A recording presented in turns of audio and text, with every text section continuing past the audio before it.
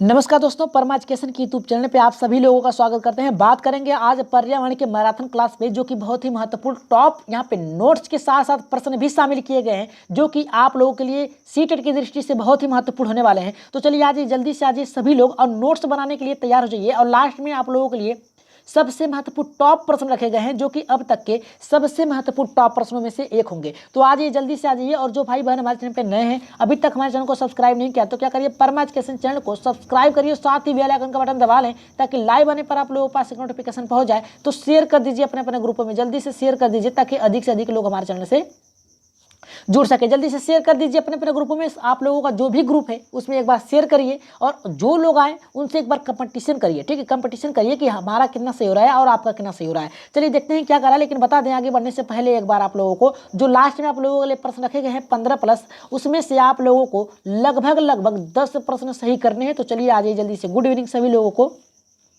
जी, good evening. देखते हैं पहला यहाँ पे टॉपिक्स क्या कर रहा है। पहला टॉपिक्स जल्दी से हेडिंग डालिए और नोट्स बनाइए। पहला टॉपिक्स में डालिए कि मापन। अब मापन होता क्या है? देखिए, मापन वह क्रिया है, ठीक है, वह क्रिया है जिसमें वस्तुओं, घटनाओं, उपलब्धि, अधिगम इत्यादि को गणना के आधार पर अंक प्रदान करना मापन के अंतर्गत आता है। याद रखिएगा, जो मापन होता है किसी भी वस्तु के गणना के आधार पे, जैसे 1, 2, 3 के आधार पर उसे क्या करना है, अंक प्रदान करना है। यही आपका मापन कहलाता है। मापन में अंक प्रदान किया जाता है। सबसे महत्वपूर्ण ये प्रश्न बनता है कि मापन होता क्या है। तो मापन में अंक प्रदान किया जाता है। आपकी योग्यता के अंतर्गत आपको एक अंक प्रदान किया जाता है, ए ग्रेड बी ग्रेड के अंतर्गत। ठीक है, जैसे क्या होता है 350 360 पे फर्स्ट होता है, तो आपको जो अंक प्रदान कर दिया जाए, 300 कर दिया जाए, तो आप सेकेंड डिवीजन में होंगे। जैसे ही 360 के ऊपर पहुंचेंगे हाई स्कूल में, तो आपको फर्स्ट डिवीजन कर दिया जाता है। उसी प्रकार आपको अंक प्रदान करना होता है। और यहाँ पे मूल्यांकन होता क्या है, नेक्स्ट डालिए मूल्यांकन। और मूल्यांकन के आगे लिखिए कि मूल्यांकन वह प्रक्रिया है जिसमें मापन के द्वारा प्राप्त अंकों की व्याख्या की जाती है।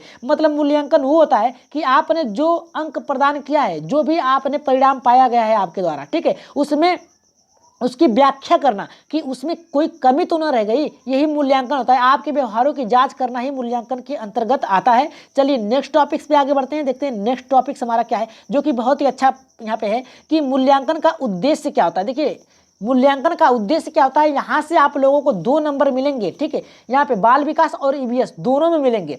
तो यहाँ पे देखिए मूल्यांकन का उद्देश्य क्या होता है। पहला हमारा ये है उद्देश्य कि अधिगम की उपलब्धियों का पता लगाना, मूल्यांकन के अंतर्गत आता है। दूसरा करा है कि बालकों के विकास की गति प्रदान करना, कि बालक के जो सीखने की गति है उसे इस प्रकार से रुचिपूर्ण बनाया जाए कि बालक सीखने में उत्साहित हो, आगे बढ़े। और तीसरा हमारा ये करा है कि बालकों की योग्यता की रुचि इत्यादि का पता लगाना, कि मूल्यांकन के द्वारा कि आखिर उनमें रुचि क्या कौन सी है, किस विषय में रुचि ले रहे हैं, उसकी पता लगाना। और यहाँ पे चौथा करा है कि विद्यार्थियों की समस्याओं, कठिनाइयों इत्यादि का पता लगाना, कि उनकी कठिनाई क्या है, उनकी समस्या क्या है, कि वो ठीक से सीख नहीं पा रहे हैं। और यहाँ पे पांचवा हमारा ये करा है कि शिक्षकों की सफलता और कुशलता का पता लगाना।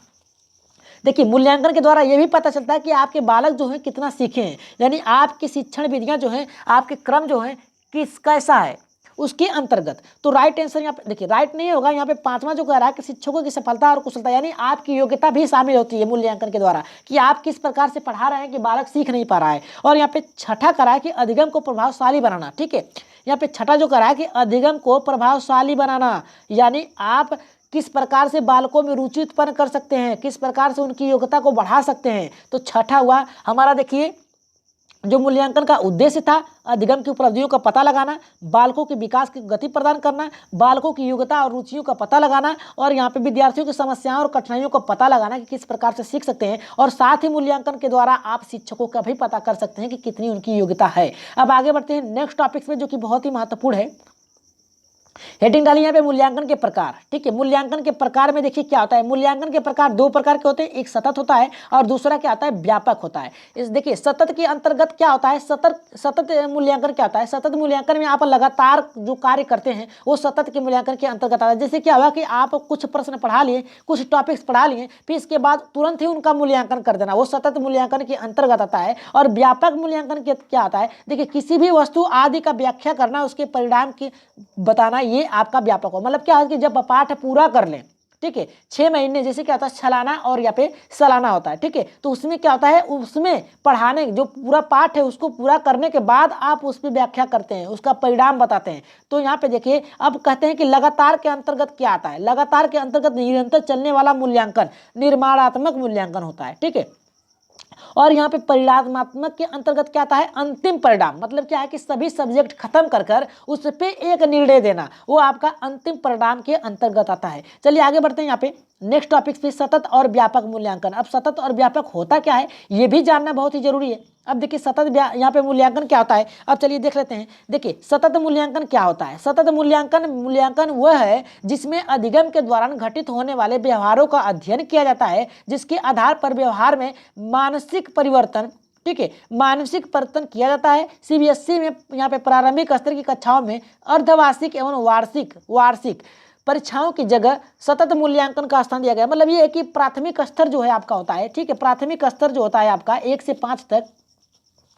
5 तक उसमें क्या होता है कि सीबीएसई ने ये कह दिया है कि आप 6 महीने और साल भर में एग्जाम नहीं लेंगे, बालकों का मूल्यांकन नहीं करेंगे। वरन्तः आप हफ्ते में कर सकते हैं, 2 दिन पे कर सकते हैं, 3 दिन पे, 4 दिन पे, यानी लगातार आप मूल्यांकन करिए। पाठ एक सब्जेक्ट पूरा हुआ तुरंत उनका मूल्यांकन कर लीजिए कि उनकी क्या कमी रह गई है उसे तुरंत पूरा किया जाए। यानी न्यूज़ जो होती है आपकी प्राथमिक स्तर से ही मजबूत होती है। तो यहाँ पे आगे बढ़ते हैं, नेक्स्ट टॉपिक हमारा है दूसरा व्यापक मूल्यांकन। अब व्यापक मूल्यांकन होता क्या है, निरंतर चलने वाला मूल्यांकन जिसमें अधिगम के उपरांत यानी सिखाने के उपरांत व्यवहार का अध्ययन समग्र रूप में किया जाता है और उन व्यवहारों की व्याख्या निश्चित रूप से की जाती है। मतलब यह कि जब आप सतत मूल्यांकन करते हैं यानी निरंतर चलने के उपरांत हो जाता है, ठीक है, उसके बाद अधिगम में क्या सीखे हो उसके उपरांत क्या करना है, उसका समग्र मूल्यांकन कर देना ही आपका व्यापक मूल्यांकन के अंतर्गत आता है, ठीक है। सतत मिस होता है लगातार, व्यापक मिस होता है लगातार के उपरांत।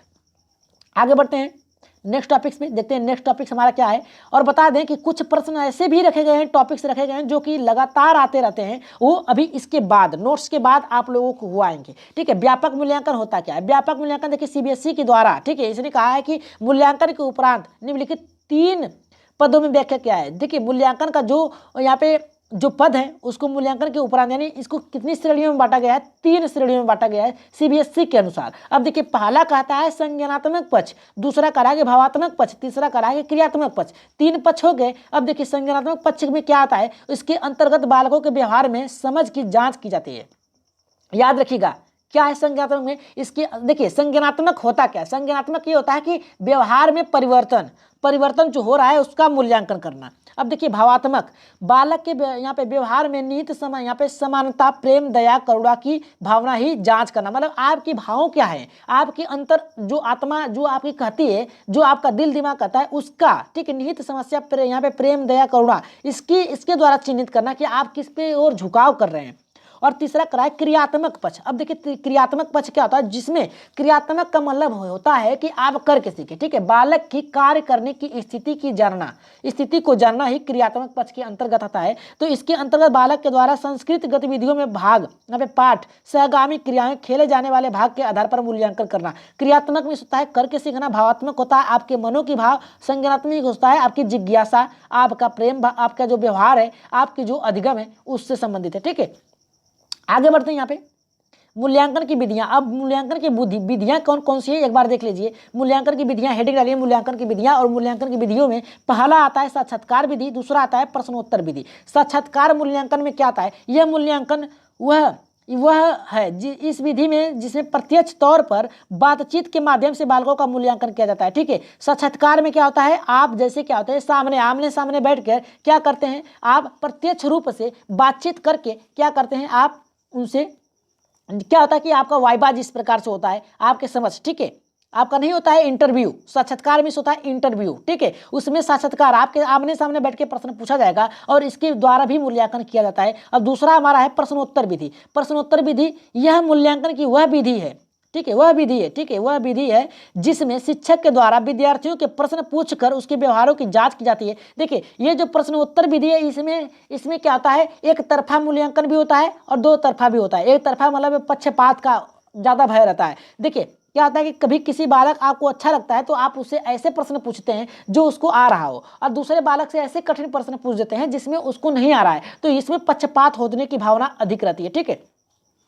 आगे बढ़ते हैं नेक्स्ट टॉपिक से, पोर्टफोलियो विधि। और यहाँ से तो एक प्रश्न आपको मिलेंगे, यहाँ पे श्योर है कि एक प्रश्न आप लोगों को मिलेंगे पोर्टफोलियो से। अब देखिए पोर्टफोलियो जो मूल्यांकन की वह विधि है, ठीक है, वह विधि है, देखिए टाइप करने में थोड़ा सा गलती हो गई है, वह विधि है जिसमें शिक्षक बालक के समस्त व्यवहार अध्ययन प्रवेश के दिन से ही शुरू कर देता है और इससे संबंधित आंकड़ों की लिख कर रखता है। और इसके अंतर्गत वर्ष भर बालकों की समस्त क्रियाओं से संबंधित आंकड़े इकट्ठा किया जाता है। इसके आधार पर शिक्षक के द्वारा बालक के व्यवहार का व्याख्या कर दिया जाता है। पोर्टफोलियो में सीधे सीधे कर सकते हैं, जब आप प्रवेश करते हैं, ठीक है, प्रवेश करते हैं विद्यालय में, उस दिन से और अंतिम दिन से अंतिम दिन तक क्या आपने गतिविधियां की हैं उसको संचित डाटा में संग्रहित करना, ये पोर्टफोलियो के अंतर्गत आता है। अब दूसरा है निरीक्षण। निरीक्षण होता है क्या? निरीक्षण में होता है देखना।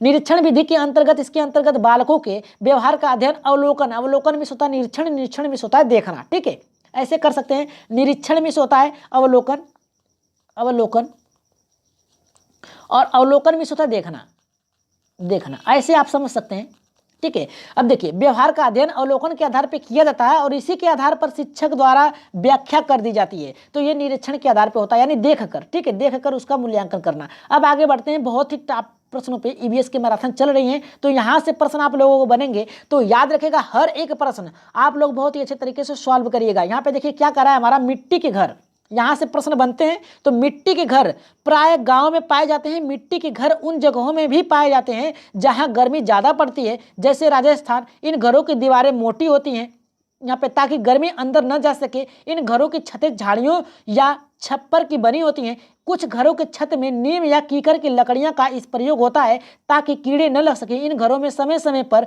लीपा जाता है ताकि मिट्टी टूटे नहीं। इन घरों के फर्श को गोबर से लीपा जाता है ताकि कीड़े न आ पाए। मिट्टी को मजबूत बनाने के लिए भूसा का प्रयोग किया जाता है। प्रयोग यहाँ पे देखिए प्रश्न कैसे बनता है कि मिट्टियों के घर प्राय कहाँ पर पाए जाते हैं। मिट्टी के जो घर होते हैं उन जगहों पे पाए जाते हैं जहाँ गर्मी अधिक होती है, जैसे में राजस्थान, ठीक है। इनकी छतें कैसी होती हैं, जिनकी राजस्थान के जो घरें होते हैं, जो मिट्टी के घर होते हैं राजस्थान में, उनकी छतें कैसी होती हैं, तो कटीली झाड़ियों से होती हैं। और इनके जो प्रयोग होते हैं लकड़ी, वो किसकी होती है, तो कीकर की लकड़ी होती है, जिसमें लकड़ियाँ, जिस लकड़ियों में यहाँ पे कीड़े नहीं पड़ते हैं। और घर यहाँ पे फर्श को गोबर से लीपने के क्या कारण है, तो वहाँ पे कीड़े नहीं पहुँचते हैं, ठीक है। यहाँ से प्रश्न आपको बन सकते हैं, मिट्टी के घर कहाँ पाए जाते हैं, तो राजस्थान में पाए जाते हैं। अब अगला बढ़ते हैं यहाँ पे, बांस एवं लकड़ी के घर। बात करेंगे बांस एवं लकड़ी के घर, तो इस प्रकार के घर उन जगहों और क्षेत्रों में पाए जाते हैं जहां बारिश अधिक होती है। ये जमीन से 10 से 12 फुट बांस के मजबूत खंभों पर बनाए जाते हैं ताकि बाढ़ आने पर घर में कोई नुकसान न हो। भारत के असम जैसे राज्यों में बारिश बहुत होती है, वहाँ इस प्रकार के घर देखने को मिलते हैं। याद रखिएगा बांस के घर कहाँ पाए जाते हैं, तो असम में पाए जाते हैं। उसकी ऊंचाई, बांस की जो खंभे पर घर बनाए जाते हैं उसकी ऊंचाई कितनी होती है, याद रखिएगा ये जो ऊंचाई है इसकी, ये कितना है, 10 से 12 फीट होती है। जमीन से 10 से 12 फीट होती है, ठीक है, इतना होती है। और ये असम में पाई जाती है, ठीक है। यहाँ पे बाढ़ अधिक आती हैं। तो चलिए आगे बढ़ते हैं, यहाँ से भी प्रश्न आपको बन सकते हैं, ठीक है।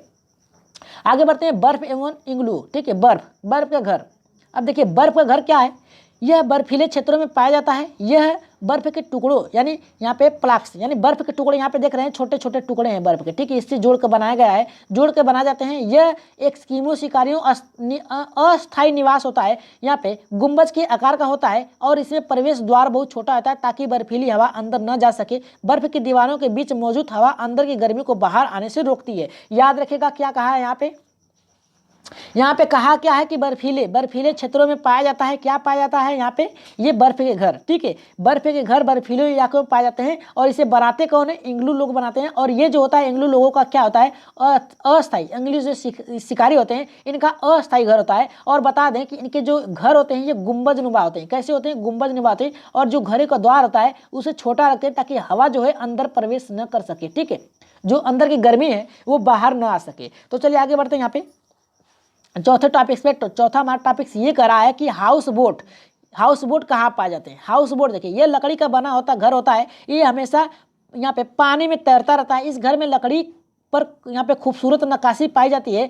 यहाँ पे ये 80 फुट तक, याद रखिएगा कितना लंबा हो सकता है, 80 फुट तक, ठीक है, 80 फुट तक होता है, हाउस बोट होता है। इसकी छतें लकड़ी की नक्काशी होती है। ये जो छतें हैं ये लकड़ी की यहाँ पे नक्काशी होते हैं, ठीक है, इस पर। होते हैं और खत्म बंद कहा जाता है, इसे खत्म बंद भी कहा जाता है। और ये कहाँ पे पाए जाते हैं, याद रखिएगा, ये कश्मीर में पाए जाते हैं। ठीक है, इसमें टूरिस्ट लोग क्या करते हैं, आनंद लेते हैं घूमते हुए। डोंगा, डोंगा कहाँ पाया जाता है, ये कश्मीर में पाए जाते हैं। याद रखिएगा कहाँ पर पाए जाते हैं, कश्मीर में। याद रखिएगा कहाँ पर पाए जाते हैं, ये कश्मीर में पाए जाते हैं। नक्काशी रहित हाउस बोट होता है, इसमें वह यहाँ के स्थानीय लोग रहते हैं और अलग अलग कमरे होते हैं। ये देखिए, ये डोंगा है, ये कहाँ पाया जाता है, यहाँ पे कश्मीर में पाया जाता है। इसमें टूरिस्ट लोग मजे से घूमते हैं। अब बात करेंगे पत्थर या लकड़ी के घर। देखिए, पत्थर या लकड़ी के घर कहाँ पाए जाते हैं, इस प्रकार के घर यहाँ पे पहाड़ी इलाकों में बनाए जाते हैं। इस इलाकों में बारिश भी होती है और बर्फ भी पड़ते हैं। ठीक है, ऐसे घर कहाँ पाए जाते हैं, पहाड़ी इलाकों में पाए जाते हैं और यहाँ पे बर्फ भी पड़ते हैं और बारिश भी होती है। इन घरों की छतें ढलान होती है ताकि बारिश का पानी बर्फ नीचे गिर सके। कहीं कहीं छत समतल भी होता है। पत्थरों के घर पर चूने की पुताई की होती है ताकि कीड़े न अंदर आ पाए।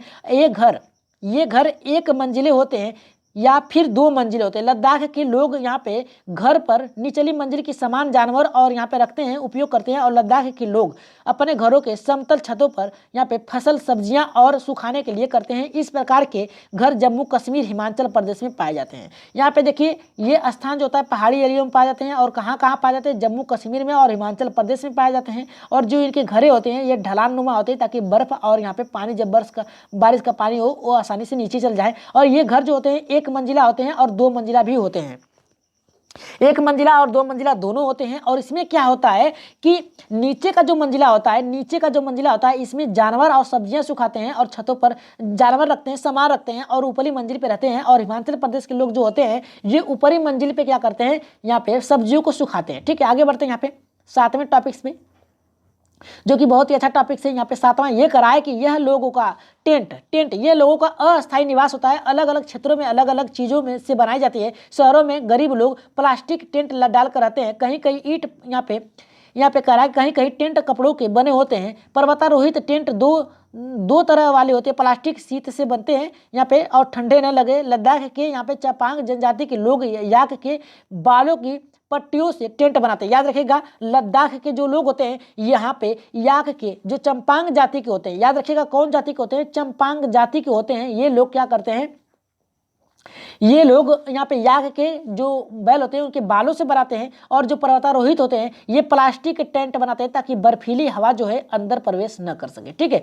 तो आगे बढ़ते हैं यहाँ पे नेक्स्ट टॉपिक्स पे। यहाँ पे हवेली या महल, ये देखिए बहुत अच्छा प्रश्न है, ये पूछता है राजस्थान से। इसका निर्माण राजा, महाराजा, जमींदार या अमीर लोग करवाते हैं। ये बहुत ही बड़े होते हैं, इनमें कई कमरे होते हैं, छतें में दीवारें होती है, दरवाजों पर और यहाँ पे खम्भों पर खूबसूरत नक्काशी होती है। यहाँ देखिए खूबसूरत नक्काशी की गई है। ठीक है, खूबसूरत नक्काशी की गई है और पाई जाती है। इनमें पत्थरों और लकड़ियों का बहुत ज़्यादा उपयोग होता है। ये अधिकतर राजस्थान में देखने को आपको मिलेगा। ठीक है, आगे बढ़ते हैं। यहाँ पे ईंट के मकान हो, ऊंची इमारतें। ठीक है, ईंट के मकान और ऊंची इमारतें देखते हैं यहाँ पे कहाँ पाए जाते हैं। इस प्रकार के घर समतल क्षेत्रों में पाए जाते हैं, जैसे समतल उत्तर प्रदेश हो गया, मुंबई, दिल्ली, बिहार, इस तरफ से पाए जाते हैं। ठीक है, मंजिले होते हैं और बहुमंजिले भी होते हैं। भारत के मैदानी इलाकों में इस प्रकार के घर पाए जाते हैं। इमारतें बड़े शहरों में भी पाई जाते हैं। आगे बढ़ते हैं यहाँ पे 10वां, देखिए यहाँ से प्रश्न आप लोगों को हर साल बनता है, तो इसे देख लीजिए बहुत ही अच्छे तरीके से। और प्रश्न जो आएगा आप लोगों के लिए बहुत ही मजेदार होने वाला है। ये रेगिस्तानी ओक क्या आता है, ये ऑस्ट्रेलिया के रेगिस्तान में पाया जाता है। रेगिस्तानी ओक कहाँ पाया जाता है, ये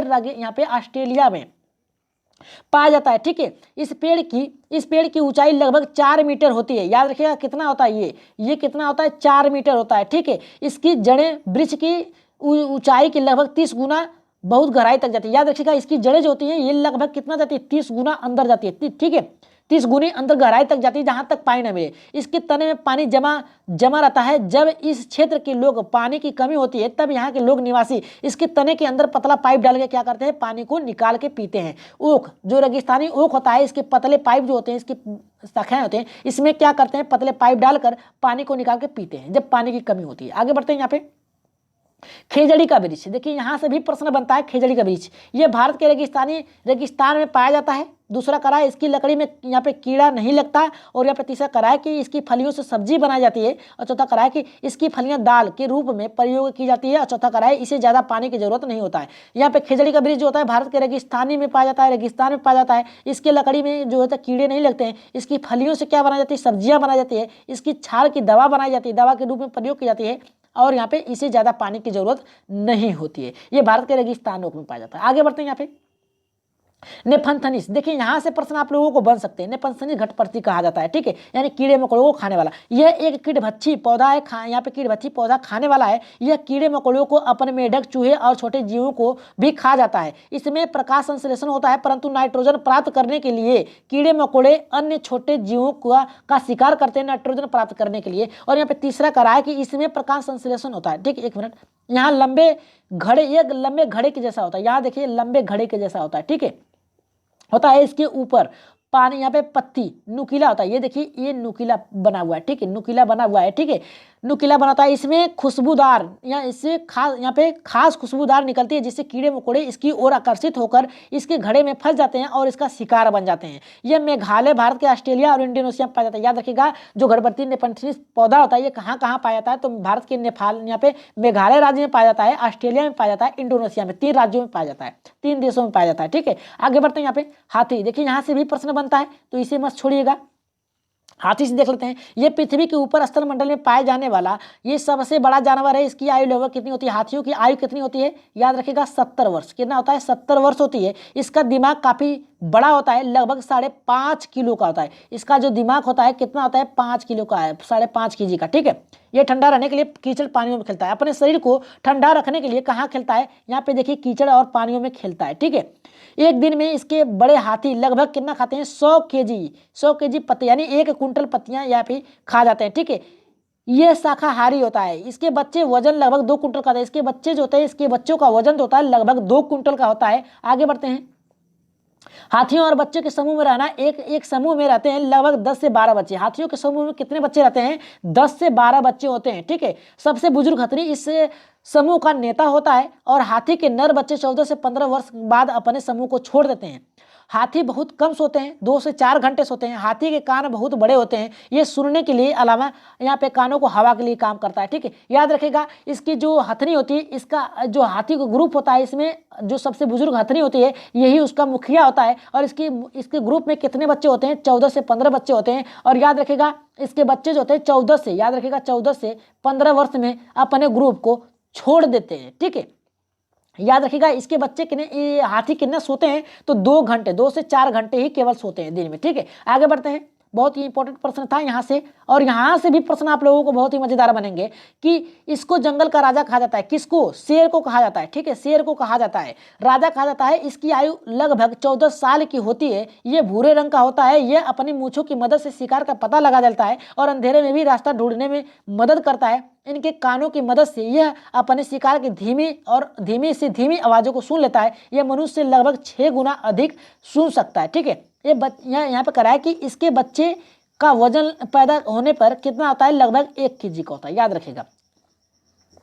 अब आप लोगों को बहुत ही महत्वपूर्ण बताएंगे, जो कि पहले भी बता दिया गया है, सबको बता दिया गया है। जो लोग नए हैं उनको नहीं पता तो जान लीजिए। किनके 2 पैर होते हैं, किनके यहाँ पे मनुष्य से कितना 4 गुना अधिक कौन देखते हैं? कौन 6 गुना, ठीक है।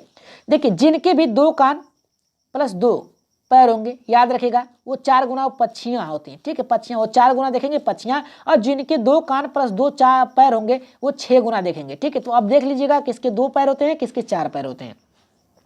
अब बात करेंगे शेरनी। शेरनी और उनके बच्चे समूह में रहते हैं। शेरनी समूह की नेता होती है और शेर ने नर बच्चे 2 से 3 साल बाद अपने समूह को छोड़ देते हैं। कितने? 2 से 3 साल बाद छोड़ देते हैं। शेर अपने मूत्र की सहायता से अपने क्षेत्र का पहचान कर लेता है। शेर की दहाड़ इतनी दूर तक सुनाई देती है कि मांसा यहाँ पे 3 किलोमीटर, याद रखिएगा कितना सुनाई देता है? 3 किलोमीटर सुनाई देता है, ठीक है। यह मांसाहारी होता है। शेर जो होता है मांसाहारी होता है। आगे बढ़ते हैं। बाघ। अब बात करेंगे बाघ, ठीक है। बाघ ये हमारा राष्ट्रीय पशु भी। इसके शरीर पीली धारियों से बनी होती है। इसकी आयु लगभग यहाँ पे 26 साल होती है। यह भी मूंछों की सहायता से अपने जो शिकार होता है, अपने जो दिशा का निर्देश का पता कर लेता है, और ये भी धीमी से धीमी आवाज़ को सुन लेता है। आगे बढ़ते हैं। यहाँ पे बाघ, चलिए रिपीट हो गया प्रश्न। आगे बढ़ते हैं प्रश्नों पे, देखते हैं प्रश्न कितने लोगों का आज का सही हो गया। याद रखिएगा, हर एक प्रश्न बहुत ही मजेदार होने वाला है और सभी लोगों को अपना स्कोर पता है। आप लोगों को यहाँ पे, आप लोगों का स्कोर जो है यहाँ पे 15 है, ठीक है। 15 में से आप लोगों को 10 प्लस सही करना है। और सभी लोग एक बार आ जाइए, जल्दी से शेयर कर दीजिए एक बार, जो लोग चले गए हैं, क्योंकि प्रश्न सीरीज शुरू हो गई है। अब देखिए, पहला कराए कि नीचे दिए गए जीवों के समूह में से किसकी दृष्टि श्रेष्ठ होती है तथा वे मनुष्यों की तुलना में 4 गुना अधिक दूरी तक देख सकते हैं, ठीक है। तो पहला कराए मधुमक्खी, मच्छर, तितली। दूसरा दूसरा करा बाघ, तेंदुआ, सांड और यहाँ पे तीसरा करा है सांप, रेशम, कोट और यहाँ पे छिपकली, चौथा करा चील, गरुड़, बाज, यहाँ पे गिद्ध। तो राइट आंसर क्या जाएगा, देखिए राइट आंसर जाएगा यहाँ पे हमारा चौथे के साथ जाएगा, यहाँ पे 4 गुना अधिक होगा। देखिए जो चील होते हैं जानवर होते हैं, 2 आंख होती हैं, ठीक है, 2 पैर होते हैं, ठीक है, अगर इनको प्लस कर दिया जाए तो 4 हो गए और ये 4 क्या हो गए हमारे पक्षी हो गए। आगे बढ़ते हैं यहाँ पे दूसरा देखिए करा, एक फसल को काटने के पश्चात खेत के कुछ वर्षों तक खाली छोड़ दिया जाता है, ठीक है, खाली छोड़ दिया जाता है, इसमें कुछ भी नहीं उगाया जाता है। इस भूमि को बांस या खरपतवार से जोत दिया जाता है। यहाँ पे जो भी उग जाता है उसे यहाँ पे उखाड़ा नहीं जाता, काट कर जला दिया जाता है। यह राख भूमि को उर्वरक बनाती है तथा जब ये भूमि खेती लायक हो जाती है तो इसके हल्का जोता जाता है। कैसा जोता जाता है, हल्का जोता जाता है और खेती के लिए तैयार हो जाती है। यहाँ पे देखिए जो जोता जाता है इसके बीज छिड़क दिया जाता है। ये कहाँ की है, ठीक है, यह कह रहा है सिंचाई, यहाँ पे सिंचाई खेती होगी, ये सहकारी खेती होगी, झूम खेती होगी, यहाँ पे सीढ़ीदार खेती होगी। ये कैसी खेती होती है, जहाँ के लोग क्या करते हैं, हल्के बांस और खरपतवार को काट देते हैं और फिर इसके बाद हल्का जोताई करते हैं, फिर इसके बाद उपजाऊ हो जाती है भूमि तो उसे जोत कर क्या करते हैं, फसल को उगा लेते हैं। तो ये कैसी खेती होती है, तो ये झूम खेती होती है, ठीक है। आगे बढ़ते हैं, यहाँ पे तीसरे प्रश्न पे देखते हैं। तीसरा क्या कर रहा है कि जब कोई सपेरा अपने वाद यंत्र बीन को बजाता है तो सांप उसकी ध्वनि पर अपने सिर इधर उधर घुमाता है। अपने यात्रा यहाँ पे करा आपके यात्रा विचार, यहाँ पे आपके यात्रा विचार सांप वाद यंत्र पर, ठीक है, अनुक्रिया कर रहा है, ठीक है। तो ये क्या कौन सा ऑप्शन सही होगा हमारा, पहला करा है कि उस वाद यंत्र की गति को देखकर, दूसरा करा है कि उस वाद यंत्र द्वारा उत्पन्न कंपन की अनुक्रिया करके, तीसरा करा है कि उस याद यंत्र को सूंघ कर, चौथा करा है कि उस वाद यंत्र की ध्वनि को सुन कर। तो राइट आंसर क्या जाएगा, देखिए जो भी सांप होता है, ठीक है, वो क्या होता है, कंपन यानी वाइब्रेट के अनुसार चलता है, ठीक है, वाइब्रेट के अनुसार चलता है। तो राइट आंसर जो जाएगा हमारा तीसरे का, यहाँ पे याद रखिएगा, जो तीसरे का राइट आंसर जाएगा दूसरे के साथ जाएगा, याद रखिएगा कौन होगा, दूसरे के साथ जाएगा, ठीक है, कंपन के अनुक्रिया करके। आगे बढ़ते हैं, यहाँ पे चौथे प्रश्न पे देखते हैं। चौथा क्या कर रहा है, बहुत ही फास्ट प्रश्नों को सॉल्व करेंगे क्योंकि टाइम भी बहुत ज्यादा है, ठीक है।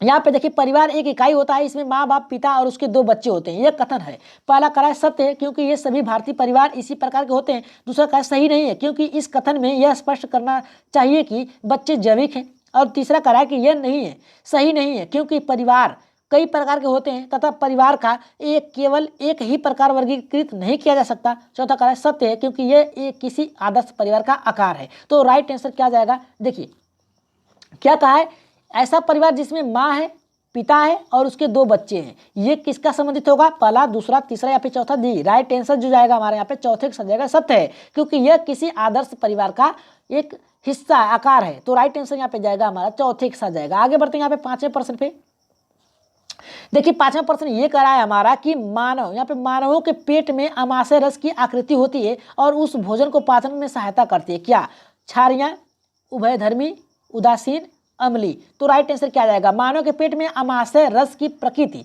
होती है और यहाँ पे भोजन के पाचन में क्या, कौन सा भोजन को पचाने में कार्य करता है, उभयधर्मी, क्षारीय, उदासीन।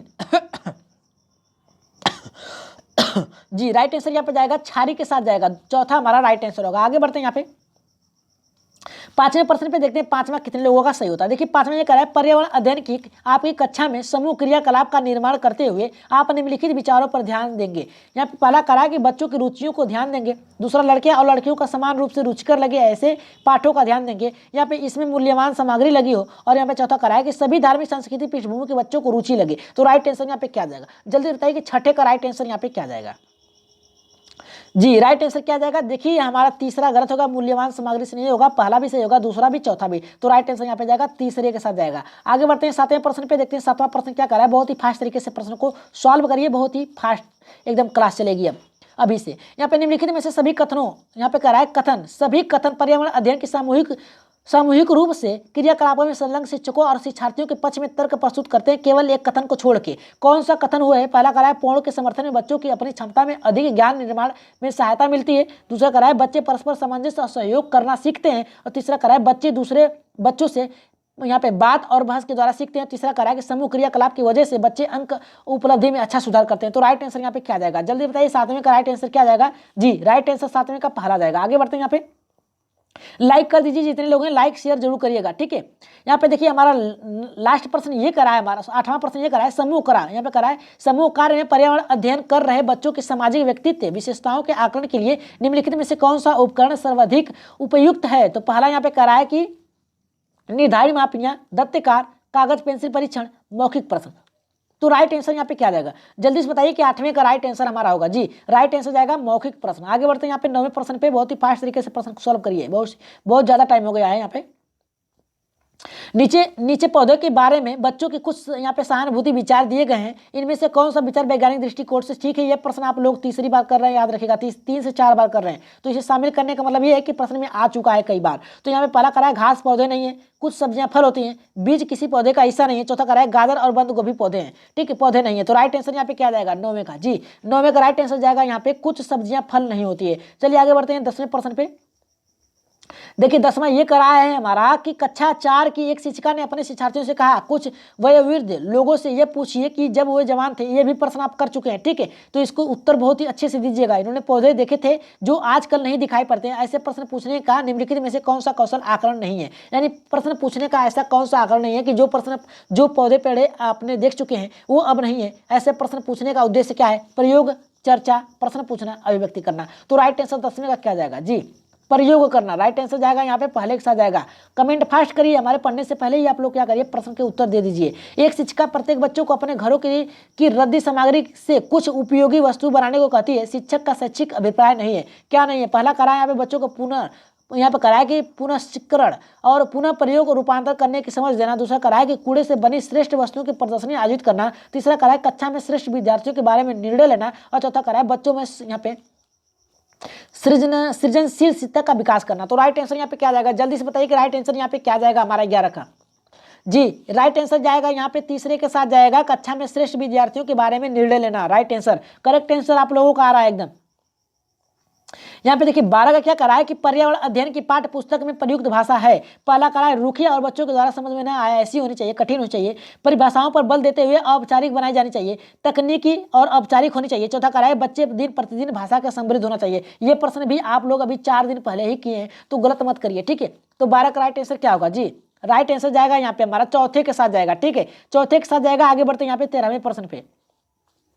13 का यह करा है एक शिक्षक अपने विद्यार्थियों को विभिन्न पशुओं के चित्र दिखाता है और उन पशुओं पर रंग भरने के लिए कहता है और अपने घरों में नहीं रहते, जो पशु अपने घर में नहीं रहते। ऐसे क्रियाकलाप का उद्देश्य क्या है, सृजनात्मक विकास करना, अवलोकन का विकास करना, वर्गीकृत कौशल का विकास करना, डाटा संग्रह करना। उपयुक्त में से कौन सा कथन सही है, कराए ए बी और डी सही है, बी सी और डी सही है, ए सी और डी सही है और ए बी सी सही है। तो राइट आंसर यहाँ पे क्या जाएगा, जल्दी से बताइए। 13 का राइट आंसर होगा, राइट आंसर चौथे के साथ जाएगा, ए बी और सी सही है। डाटा संग्रह करना नहीं होगा, ठीक है, एकत्रित करना नहीं होगा, सृजनात्मक विकास करना, अवलोकन करना यानी देखेंगे, वर्गीकृत करना कौन सा जानवर क्या है। तो राइट आंसर यहाँ पे चौथे के साथ जाएगा। आगे बढ़ते हैं यहाँ पे 14वें प्रश्न पे देखते हैं। 14 का हमारा यहाँ पे क्या करा है, 14 का ये करा है हमारा निम्नलिखित में से कौन से राज्य जम्मू कश्मीर के पड़ोसी राज्य हैं। उत्तराखंड, राजस्थान, हिमाचल प्रदेश, उत्तराखंड, हिमाचल प्रदेश, पंजाब, हिमाचल प्रदेश, उत्तर प्रदेश। तो राइट आंसर यहाँ पे 14 का क्या जाएगा, जल्दी से बताइए कि राइट आंसर 14 का हमारा होगा जी।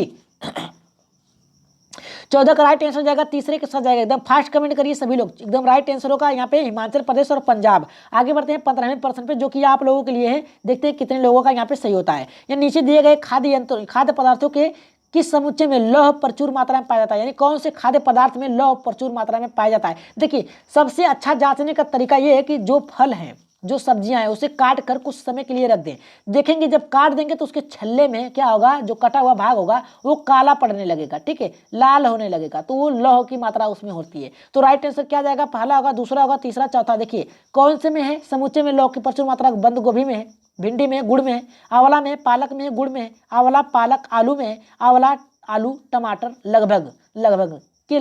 तो राइट आंसर क्या जाएगा, इसका आंसर कहाँ देंगे आप लोग, कमेंट बॉक्स में देंगे। और आज की क्लास कैसी लगी एक बार कमेंट बॉक्स में जरूर बताइएगा। और जो भाई बहन हमारे चैनल पे नए हैं और अभी तक हमारे चैनल को सब्सक्राइब नहीं किया तो क्या करिए, परमा एजुकेशन चैनल को सब्सक्राइब करिए। सब्सक्राइब करने के साथ बेल आइकन का बटन दबा लें ताकि लाइव आने पर आप लोगों के पास नोटिफिकेशन पहुंच जाए। और शेयर कर दीजिए अपने ग्रुप में, कम से कम शेयर करिए, ठीक है, इतने लोगों तक फैलाइए ताकि वो लोग देख सकें, क्योंकि 31 जनवरी ज़्यादा दूर नहीं है। वहाँ तक आप लोगों के लिए टाइम बहुत ही कम बचा है, ठीक है। तो शेयर कर दीजिए ज़्यादा से ज़्यादा और सब्सक्राइब कर लीजिए, उत्तर नीचे दिए गए हैं, ठीक है। तो आज के प्रश्न और आज के नोट्स आप लोगों को कैसे लगे, एक बार कमेंट बॉक्स में अपना राय और सुझाव जरूर दीजिएगा कि आज के प्रश्न और उत्तर कैसे लगे। और ऐसी ही क्लास आप लोगों की अब हिंदी मैराथन की चलेगी और एक संस्कृत मैराथन की चलेगी। नोट्स बन रहे हैं, जैसे ही बन जाएंगे आप लोगों के लिए जल्दी ही क्लास चला दिया जाएगा। तो आज के प्रश्न आप लोगों को कैसे लगे, एक बार कमेंट बॉक्स में अपनी राय सुझाव और अपना जो योगदान है उसे दीजिए, शेयर करिए। ठीक है, तो आज के लिए इतना ही, धन्यवाद, गुड नाइट।